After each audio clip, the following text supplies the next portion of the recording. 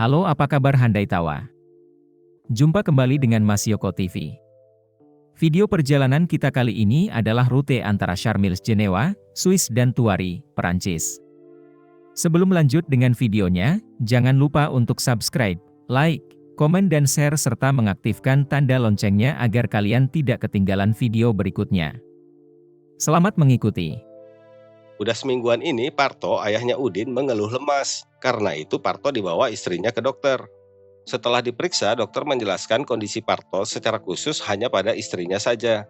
Bu, penyakit suami ibu cukup berat. Jika ibu ingin suami ibu tetap hidup, lakukan nasihat-nasihat yang saya berikan. Baik dokter, apa yang harus saya lakukan? Waktu pagi, buatkan sarapan yang enak. Perlakukan suami ibu dengan lembut. Untuk makan siang, buatkan menu yang lengkap gizinya. Malam harinya, sajikan makanan yang istimewa. Baik dokter, sebentar bu, saya belum selesai. Dokter pun melanjutkan. Ibu harus jaga perasaannya. Jangan bebani suami ibu dengan pekerjaan rumah tangga. Jika ibu tidak melakukan semua itu, ibu akan kehilangan suami ibu. Dalam perjalanan pulang, Parto bertanya pada istrinya, apa kata dokter tentang penyakitku ini, Mah? Istrinya menjawab, kamu akan meninggal. Sepasang suami istri lagi asyik nonton pertandingan tinju di TV. Tapi ternyata baru ronde pertama pertandingan sudah selesai. Si suami pun jadi kecewa. Wah, nggak seru banget nih. Masa baru satu ronde udah KO? Ngebosenin banget. Tiba-tiba istrinya nyeletuk. Jadi sekarang kamu udah tahu kan yang selama ini aku rasakan? Suatu hari di kantin kampusnya, Agus makan lontong di samping seorang mahasiswi. Agus coba basa-basi dengan si mahasiswi. Hai, malu banget kita ya dengan kejadian yang sedang viral di kampus kita. Mahasiswi itu cuma diam saja dan Agus lanjut bicara. Rektor kita memang korup, udah korup, bodoh lagi. Si mahasiswi itu kaget, terus bertanya, kamu kenal siapa saya enggak? Hehe, belum? Boleh kenalan kan?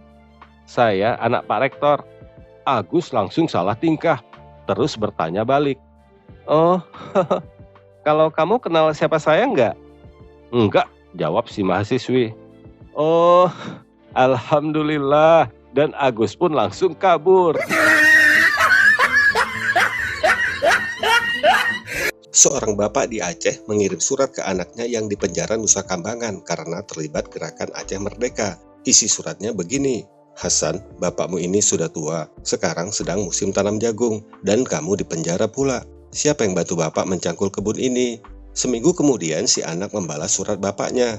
Demi Allah bapak, jangan cangkul kebun itu, saya ada tanam senjata di sana, kata si anak dalam surat itu. Rupanya surat itu disensor pihak penjara. Esok harinya, setelah si bapak terima surat, datang satu batalion tentara. Tanpa banyak bicara, tentara segera ke kebun si bapak dan seharian sibuk mencangkul tanah di kebun itu. Setelah tentara pergi, si bapak kembali kirim surat ke anaknya. Hasan, setelah bapak terima suratmu, datang satu batalion tentara mencari senjata di kebun kita, namun tanpa hasil. Apa yang harus bapak lakukan sekarang? Si anak pun kembali membalas surat tersebut. Sekarang bapak mulai tanam jagung saja, kan sudah dicangkul sama tentara. Suatu hari di terminal bis, Udin duduk menunggu bisnya berangkat ke Magelang. Persis di depannya duduk seorang ibu muda yang sedang menyusui bayi. Lalu Udin mengeluarkan rokok dan menyalakannya. Baru 2 kali hisapan rokok, si ibu muda menegur Udin. Mas, maaf ya, kalau mau merokok di ruang merokok dong. Ini sekecil saya terganggu dan jadi bangun. Udin segera mematikan rokoknya, lalu menjawab, iya mbak, tapi maaf juga ya, mbak kalau mau nyusuin, di ruang menyusui juga dong. Ini sekecil saya juga terganggu dan ikut bangun. Saat 17 Agustusan, ada Banci ikut panjat pinang. Tapi setelah sampai di atas, dia malah turun lagi.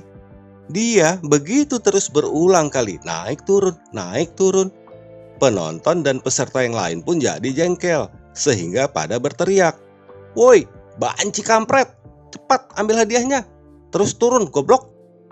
Tuh Banci menjawab dengan santainya, Cin, aku sih nggak penting hadiahnya ya. Yang penting gesekannya itu, Bo.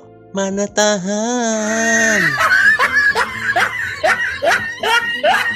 Waktu masih SD, Udin bingung soal asal-usul manusia.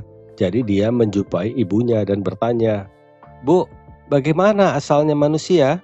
Sambil tersenyum, ibunya menjawab, "Asal-usul manusia dari Tuhan yang menciptakan Nabi Adam dan Hawa.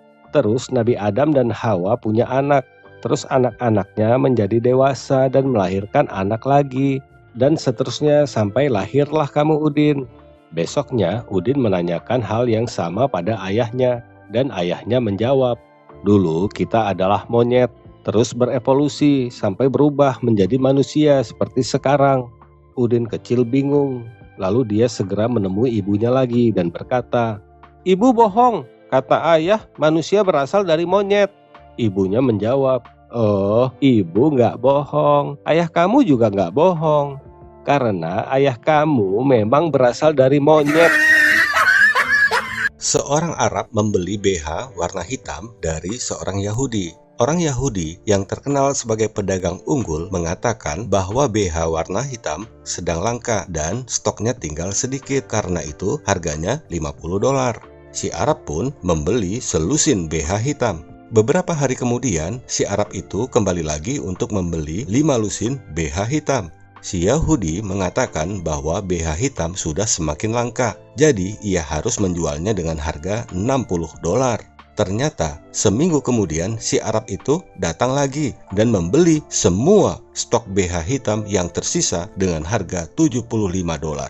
Si Yahudi pun merasa heran, lalu ia bertanya, "Maaf, apa yang kamu perbuat dengan BH hitam begitu banyak?" "Oh, saya menggunting BH-BH itu menjadi 2 bagian. Lalu saya buat jadi tutup kepala orang Yahudi. Dan saya menjualnya kepada orang Yahudi dengan harga $100. Ada kabar baik untuk yang masih pada merokok. Tadi sehabis salat subuh di masjid, ada jemaah yang bertanya ke Pak Ustadz, "Maaf Ustadz, saya mau tanya, di surga ada rokok enggak?" Ustadz menjawab, "Ada." Jamaah itu pun gembira. "Alhamdulillah, lega bener hati ini rasanya dengar jawaban Pak Ustadz." "Iya." "Tapi ada tapinya." "Hah? Tapi kenapa Ustadz?" "Sayangnya di surga ndak ada api. Jadi kalau mau nyalain rokok ya jalan dikit lah ke neraka." Agus punya kebiasaan jelek, yaitu suka ngintip orang yang sedang pacaran dari atas pohon yang di bawahnya sering dijadikan tempat pacaran. Seperti biasanya, malam itu Agus sudah standby di atas pohon untuk mengintip. Dan benar saja, tak perlu menunggu lama, datanglah pasangan Udin dan Soimah. Karena menganggap sepi dan aman, Udin dan Soimah pun akhirnya mantap-mantap. Di atas pohon, Agus menahan nafas dan tidak berhenti melotot. Kemudian terdengar Udin dan Soimah bercakap-cakap. "Udin, aku takut hamil." "Ah, mana mungkin hamil, kan baru sekali ini." "Tapi kata temanku bisa loh." "Gimana dong?" Kalau memang nanti hamil, ya sudah, kita serahkan saja pada yang di atas." Tiba-tiba Agus turun dari pohon dan marah-marah. "Woi, enak aja lu.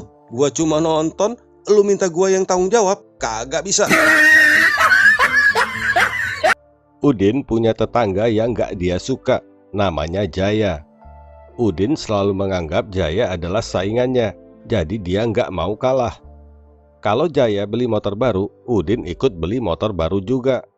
Ketika seminggu menjelang lebaran, pagar rumah Jaya dicat kuning. Besoknya Udin pun mengecat pagar rumahnya dengan warna kuning juga. Waktu Jaya ngasih sumbangan bola kaki untuk klub sepak bola kampungnya, Udin pun segera ngasih sumbangan 1 set lengkap seragam sepak bola. Dan waktu tanggal 17 Agustus kemarin, Jaya memasang spanduk di depan rumahnya bertulisan, "Indonesia tetap jaya." Hati Udin pun panas. Jadi dia segera memasang spanduk juga dengan tulisan, "Indonesia tetap Udin." Seorang pasien sedang membutuhkan donor hati agar kembali normal dari penyakit yang dideritanya. Hal itu berdasarkan diagnosa dokter di rumah sakit. Bapak harus melakukan transplantasi hati kalau mau pulih total. Maksudnya hati saya diganti, Dok. Benar, Pak. Dan Bapak harus mencari pendonor. Kalau begitu, saya minta dibantu carikan donor seorang anggota DPR, Dok. Kenapa harus anggota DPR, Pak? Hati mereka pasti masih bagus, Dok, karena jarang dipakai. Suatu hari, ibunya Clara berpikir bahwa dia harus mulai bicara dengan anak gadisnya itu tentang pendidikan seks dan reproduksi karena Clara udah beranjak dewasa. Lalu ibunya mendatangi Clara yang sedang tidur-tiduran di kamarnya. "Clara, Mama pikir sudah waktunya kita membicarakan tentang seks." Clara langsung bangkit duduk dan dengan mata berbinar-binar penuh semangat dia berkata, "Oke, Mah, jadi apa yang Mama pengen tahu tentang seks?" Mamanya Clara pun pingsan. Suatu hari, di balai pengajian kampungnya, Udin dipanggil oleh ustadznya. "Udin, sudah berapa lama kamu belajar mengaji dengan saya?" "Hello, Pak Ustadz. Emangnya gue harus menghitung hari kayak Krisdayanti gitu? Please deh." Ternyata Ustadz orang yang sangat sabar. "Bukan begitu, Udin. Anak-anak lain yang masih umur 5 tahun saja sudah pada pandai mengaji. Sedangkan kamu kan udah SMA." "Sumpah lo, emang gue pikirin, Ustadz. Masalah buat lo." "Astagfirullah, Udin. Masa kamu kalah sama mereka yang masih anak-anak? Mereka sudah lancar ngajinya. Sedangkan kamu udah 10 tahun belajar, masih belum bisa-bisa." "Terus gue harus bilang wow gitu?" "Tidak usah wow dulu, Udin. Wow masih jauh. Pelan-pelan saja. Mulai dari alif, ba, ta, sa. Ntar wow-nya nyusul." Suatu hari, Udin dan Agus sedang nonton berita perang Rusia lawan Ukraina. Tiba-tiba Udin bertanya ke Agus, "Gus, kalau gue punya 100 tentara dan elu juga punya 100 tentara, kalau perang menang siapa?" Agus menjawab, "Ya pasti Seri dong, Din." "Haha, salah Gus." "Loh, salah? Kok bisa, Din?" "Ya bisa dong. Ayo gimana? Nyerah nggak?" "Iyalah, gue nyerah." "Terus jawabannya apa?" "Ya gue dong yang menang." "Hah, elu yang menang? Kok bisa?" "Ya jelas dong. Barusan lu kan udah nyerah." "Alah, garing lo. Alah, lu kan ibu kering." Saat tiba di rumah, dengan semangat, Agus langsung menjumpai ibunya. "Mah, tadi di sekolah Agus bisa jawab pertanyaan Bu Guru loh." "Oh iya? Hebat dong kamu. Itu baru anak mama yang pinter. Memangnya Bu Guru tanya apa?" "Bu Guru tanya, siapa yang kentut?" Dan Agus jawab, "Saya, Bu Guru." Kisah nyata, waktu Presiden Indonesia pertama, Bung Karno, melakukan kunjungan resmi ke Mesir yang dipimpin Presiden Gamal Abdul Nasser. Karena tidak ada acara di malam pertama, Bung Karno langsung masuk kamar hotel untuk istirahat. Tiba-tiba ajudan Bung Karno, Letkol Sabur, mengetuk pintu. Bung Karno marah. "Hei Bur, ada apa kau datang malam-malam begini? Aku kan sudah bilang mau istirahat." Kemarahan Bung Karno reda waktu melihat ada utusan Presiden Mesir bersama dengan Letkol Sabur. Utusan Presiden Mesir itu mengatakan dia diminta menjemput Bung Karno untuk melakukan inspeksi. Bung Karno heran, tengah malam diminta untuk menghadiri inspeksi.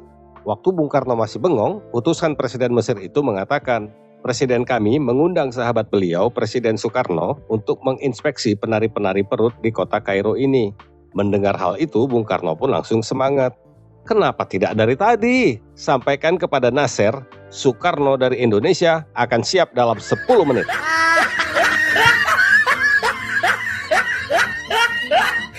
Di dalam kelas, saat pelajaran bahasa Indonesia, Bu Guru memeriksa PR mengarang para muridnya. Setelah memeriksa semuanya, Bu Guru memanggil Udin ke depan. "Udin, sini, ke depan. Ini PR mengarang kamu kan?" Udin pun ketakutan, lalu menjawab, Iya Bu Guru." "Kenapa isi karangan kamu yang berjudul Kucingku ini sama persis dengan karangan kakakmu? Kamu pasti nyontek ya?" "Ah enggak Bu, kucingnya aja yang memang sama." Di kampungnya, Udin ikut lomba nyanyi dalam rangka memperingati Hari Kemerdekaan Indonesia. Waktu gilirannya tiba, dengan semangat Udin mulai menyanyi. 16 Agustus tahun 45. Salah satu ibu dewan juri langsung protes. "Hei Udin, salah itu, ulangi." Udin pun mulai nyanyi lagi. 16 Agustus tahun 45. "Hei Udin, masih salah itu. Ini kesempatan terakhir ya." Rupanya kali ini Udin yang protes. "Bu, saya nggak salah bu. Ibu dengar saya nyanyi dulu." Akhirnya para juri pun serius mendengarkan. 16 Agustus tahun 45. Besoknya hari kemerdekaan kita. Pendengar, baru saja terjadi sekitar pukul 8 pagi peristiwa perampasan sepeda motor di tempat keramaian. Lokasi kejadian di depan Blok M Mall, Jakarta. Korban bernama Irfan Maulana, usia 17 tahun, mengalami luka memar di bagian paha. Diduga, paha korban dicubit emaknya dan motornya diambil paksa oleh emaknya karena dari semalam nggak pulang-pulang keluyuran sama cabe-cabean. Di Fakultas Kedokteran, seorang profesor sedang memberikan kuliah praktikum bedah mayat. Sang profesor berdiri di samping mayat yang terbaring telungkup di atas meja, dan sekitar 20 orang mahasiswa mengelilingi dia. Sang profesor berkata, "Dalam dunia kedokteran, kita harus selalu ingat dua hal penting. Pertama, kita tidak boleh merasa jijik." Setelah itu, sang profesor langsung mencolokkan jarinya ke anus mayat. Lalu dia menjilat jarinya seperti menjilat es krim. "Ayo, sekarang giliran kalian mempraktekkannya." Sambil menahan jijik, semua mahasiswa pun terpaksa melakukan perintah sang profesor. Setelah semua mahasiswa bergilir melakukannya, sang profesor pun melanjutkan. "Dan hal penting yang kedua adalah memperhatikan sesuatu dengan sangat cermat." Coba, berapa orang di antara kalian yang tadi memperhatikan bahwa saya mencolokkan jari telunjuk dan menjilat jari tengah? Menjelang tengah malam, Agus sangat lapar. Tapi dia cuma punya uang Rp500. Akhirnya Agus pergi ke warung Indomie di dekat stasiun. "Ada Indomie, Bu?" "Ada. Mau yang rasa apa?" "Rasa kari ayam berapa?" 2.000 mas. Kalau rasa kaldu ayam? Sama mas, 2.000 juga. Yang harga 500 ada nggak bu? Ada mas. Rasa apa bu? Rasa tai ayam mas.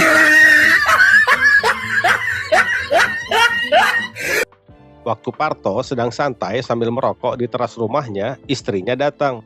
Terus si istri menegur Parto. "Pah, kok merokok terus sih? Nggak takut mati apa?" Parto menjawab, "Enggak lah mah, santai aja." "Hah, kok gitu sih Pak? Kok nggak takut mati?" "Ah, ya elah, santai mah. Ini kan ada korek. Kalau mati kan tinggal dihidupin lagi." Di sebuah toko burung dijual 2 burung kakak tua. Yang satu suka menyanyi, sedangkan yang satu lagi pendiam. Seorang pembeli tertarik untuk membeli burung kakak tua tersebut. "Berapaan nih bang?" Si penjual menjawab, "Yang suka nyanyi 500.000, kalau yang pendiam 1 juta. "Loh, kok yang pendiam lebih mahal bang?" "Yang satu itu memang penyanyi mas, tapi yang pendiam ini pencipta lagunya."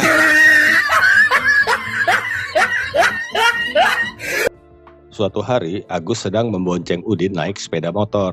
Sampai di Senayan, mereka terjebak macet parah dan ada rame orang di jalanan. Udin yang penasaran turun dari motor dan bertanya ke seorang pemuda di tengah jalan. "Ada apa mas? Kecelakaan?"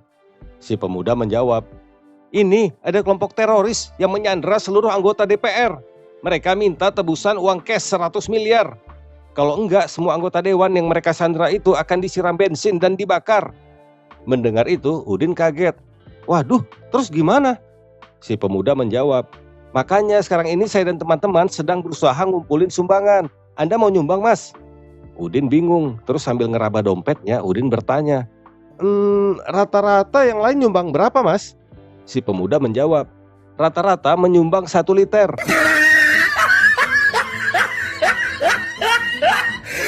Dalam sebuah acara pengajian, seorang ustadz sedang berceramah tentang poligami. Tiba-tiba seorang ibu berbicara. "Ustadz, saya tidak pernah menolak laki-laki berpoligami." Sang ustadz menjawab, "Wah, ibu ini hebat sekali." Lalu sang ibu menambahkan, "Saya juga tidak akan melarang kalau ada seorang suami yang mau menikah lagi." Wah, benar-benar bijak dan taat ibu ini. Yang penting adil kan, Bu? Bukan, Ustadz. Yang penting bukan suami saya. Suatu hari, dua sahabat, Udin dan Agus, sedang ngopi di warung. Tiba-tiba sambil garuk-garuk kepala dengan wajah kesal, Udin curhat ke Agus. "Gus, hidup sekarang ini udah makin susah ya. Beda dengan zaman kita dulu." Agus bertanya, "Kenapa, Din? Susah gimana?" "Gini, Gus, dulu dengan uang 5.000, aku masuk toko udah bisa dapat sabun, sampo, mie instan, kopi, roti, rokok juga." "Oh, iyalah, Din. Itu namanya inflasi. Harga barang naik terus, nilai uang jadi menurun. Apalagi sekarang kan baru selesai pandemi. Terus ada perang Ukraina sama Rusia lagi. Itu semua ngaruh sampai ke negara kita. Untung aja negara kita nggak bangkrut kayak Sri Lanka." Udin langsung geleng-geleng kepala dan berkata, Bukan itu, Gus, masalahnya. Bukan karena barang-barang udah mahal." "Loh, jadi karena apa, Din?" "Sekarang semua toko pakai CCTV." Pada suatu hari, seorang ibu bersama anaknya dari bangsa tikus sedang asyik mengobrol di atas selokan. Tak lama kemudian, tiba-tiba seekor kelelawar lewat di atas mereka. Anak tikus pun bertanya pada ibunya, "Bu, yang tadi lewat di atas kita apa ya?" "Oh, yang tadi itu namanya kelelawar." "Tapi Bu, kok mukanya mirip kita ya?" "Iya, mukanya memang mirip kita. Dia juga termasuk sebangsa kita. Cuma waktu kuliah dia ambil jurusan penerbangan."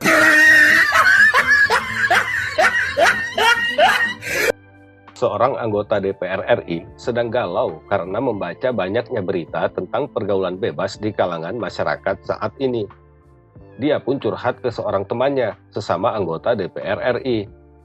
"Bung, kondisi free sex di negara kita saat ini sudah sangat mengkhawatirkan. Kita harus usulkan pembuatan undang-undang untuk melarang seks pranikah. Karena banyak orang yang melakukan hubungan seks padahal belum menikah." Temannya mendengarkan sambil manggut-manggut, dan dia pun melanjutkan curhatnya lagi.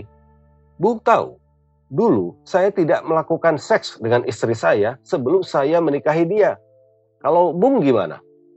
Temannya menjawab, "Wah, aku nggak ingat. Siapa nama istri kamu?"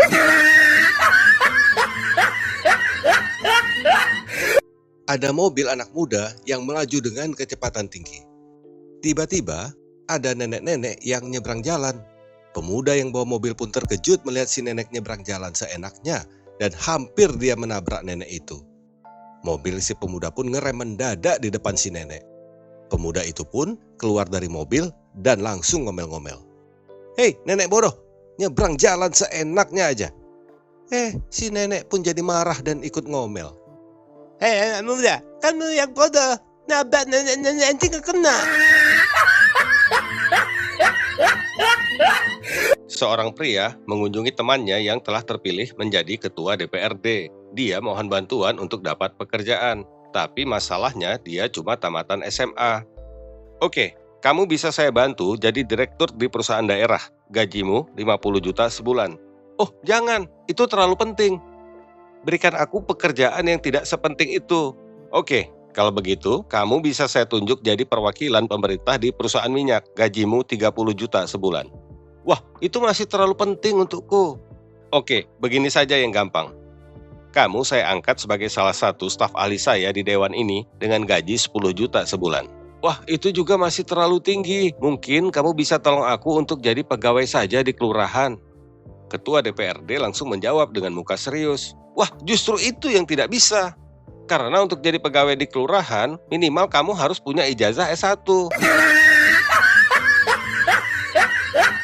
Tadi di pesawat aku disapa bapak-bapak yang duduk di samping. Mau kemana, Dek? Surabaya, Pak. Wah, sama ya? Lah, ya kan kita satu pesawat, Pak. Suatu hari, mantan Presiden Indonesia yang sudah meninggal diajak jalan-jalan di akhirat oleh malaikat. Waktu melihat ada ratusan jam di dinding, sang mantan presiden bertanya, "Malaikat, jam-jam dinding itu banyak sekali untuk apa?" Malaikat menjawab, "Oh, jam-jam dinding itu adalah indikator tingkat korupsi dari semua negara di dunia." Sang mantan presiden mengangguk tapi kelihatan bingung. Malaikat pun menjelaskan lagi, "Coba lihat jam yang itu. Itu adalah indikator korupsi di Singapura. Jarum jamnya sangat lambat, artinya hampir tidak ada korupsi." "Oh begitu," mantan presiden mulai mengerti. Malaikat pun melanjutkan, "Dan lihat jam yang itu indikator Amerika Serikat. Jarum jamnya lumayan lambat kan? Artinya ada korupsi, tapi tidak parah." "Oh iya, mantan presiden mengangguk. Lalu dia bertanya, "Malaikat, dari tadi saya cari jam indikator Indonesia kok nggak ada?" Malaikat menjawab, "Ada kok, itu coba lihat yang paling atas kanan." "Hah? Yang itu? Wah, saya kira itu kipas angin."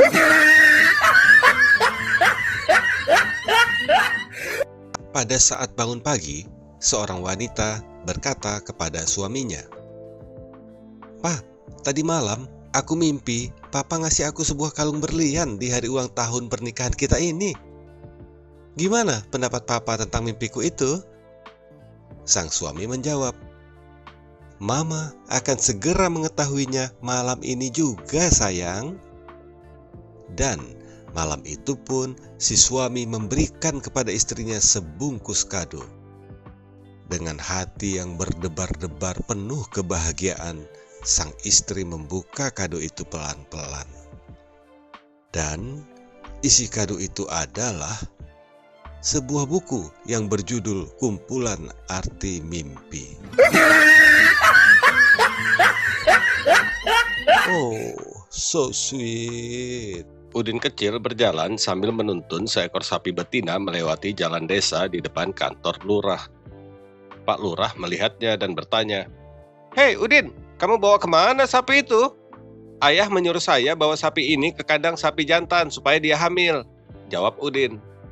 Pak Lurah pun senyum dan menggelengkan kepalanya, lalu berkata, "Udin, kamu masih terlalu kecil. Bilang sama ayahmu, sebaiknya ayahmu saja yang melakukan itu." Udin pun berpikir sejenak, terus dia menggelengkan kepalanya dan menjawab, "Janganlah Pak, saya rasa lebih baik sapi jantan yang menghamili sapi ini." Pada waktu masih kecil, sahabat akrab Udin dan Agus sering berdoa bersama. "Ya Tuhan, kalau kami sudah besar nanti, berikanlah kami kemudahan dalam mencari rejeki." Udin menambah, "Ya Tuhan, mudah-mudahan nanti dengan goyang-goyang kaki pun uang sudah datang untuk saya." Agus pun ikut, "Betul ya Tuhan, semoga nanti dengan cuma kipas-kipas pun uang datang untuk saya." Ternyata setelah dewasa, doa mereka terkabul. Udin saat ini menjadi tukang jahit permak jeans di pasar, dan Agus pun menjadi penjual sate keliling di pasar.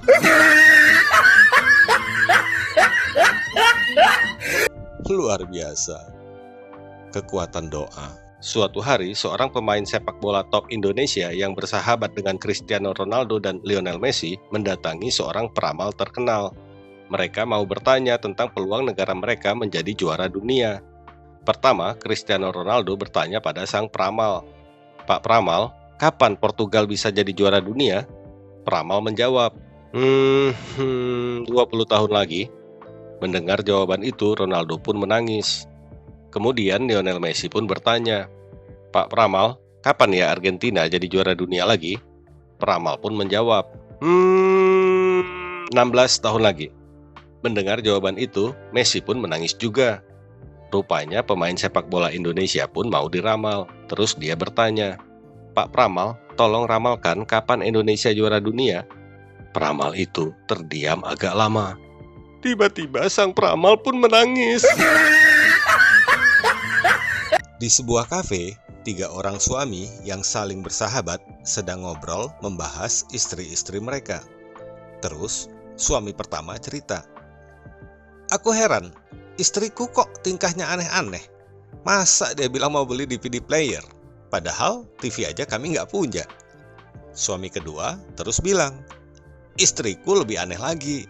Maksa-maksa minta beli tabung gas. Padahal kompor di rumah kami masih kompor minyak.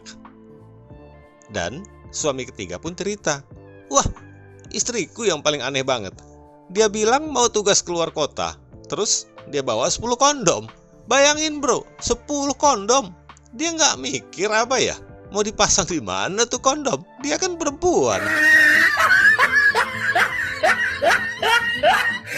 Demikian video perjalanan kita kali ini. Jangan lupa untuk subscribe, like, komen dan share serta mengaktifkan tanda loncengnya agar kalian tidak ketinggalan video berikutnya. Terima kasih sudah menonton dan sampai jumpa.